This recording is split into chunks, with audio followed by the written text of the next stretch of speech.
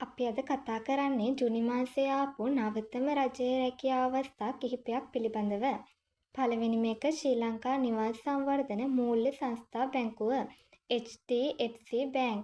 මේකේ තියෙන්නේ internship vacancy එකක්. පාසල් හැර ගිය අය උසස් පෙළ සමත් උපාධියක් හෝ වෘත්තීය පාඨමාලාවක් හදාරන සිසුන්ට මේ සඳහා අයදුම් කරන්න පුළුවන්. දිවයින් පදනම මත බඳවා ගැනීම සිදු කරනවා. මෙම පුහුණුව සාර්ථකව නිම කිරීමෙන් පසු ස්ථිර රැකියාවක් ලැබීමේ අවස්ථාව තියෙනවා.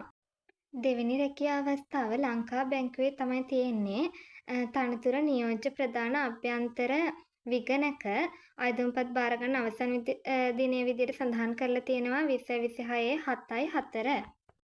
තුන්වෙනි රැකියා අවස්ථාව තියෙන්නේ ශ්‍රී ලංකා හෙද සභාවේ සෞඛ්‍ය අමාත්‍යාංශයේ තනතුර තමයි කළමනාකරණ සහකාර මැනේජ්මන්ට් ඇසිස්ටන්ට්. අවශ්‍ය සුදුසුකම් උසස් පෙළ සමත්ව තිබීම අයදුම්පත් බාරගන්න අවසාන දිනය විදිහට සඳහන් කරලා තියෙනවා 2026 ජූලි 10. හතරවෙනි රැකියා අවස්ථාව විදිහට ශ්‍රී ලංකා රාජ්‍ය ඖෂධ නීතිගත සංස්ථාවේ තමයි මේ රැකියාව තියෙන්නේ. සෞඛ්‍ය අමාත්‍යාංශයේ තනතුර කළමනාකරණ සහකාර මැනේජ්මන්ට් ඇසිස්ටන්ට්. අවශ්‍ය සුදුසුකම් විදිහට උසස් පෙළ සමත්ව තිබීම හෝ වෙනත් අදාළ සුදුසුකම් අයදුම්පත් බාරගන්න අවසාන දිනය විදිහට සඳහන් කරලා තියෙනවා 2026/7/6.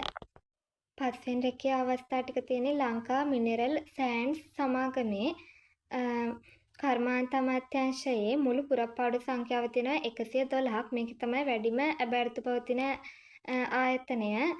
පළවෙනි රැකියා ඇබෑරතු විදියට කාම්කරු ලේබර් පුරප්පාඩු 98ක් තියෙනවා. ආරක්ෂක නිලධාරී ඒකේ පුරප්පාඩු 7ක් තියෙනවා. ගබඩාකරු පුරප්පාඩු 5ක් තියෙනවා.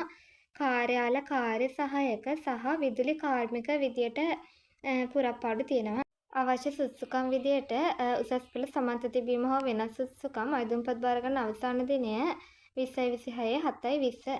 හයවෙනි රැකියා අවස්ථාව තියෙන කාර්මික තාක්ෂණික ආයතනය ITI තාක්ෂණික විද්‍යා සහ තාක්ෂණ අමාත්‍යාංශය. තනතුර ජ්‍යෙෂ්ඨ පරිගණක පද්ධති ඉංජිනේරු අයදුම්පත් බාරගන්න අවසාන දිනය 2026/6/25.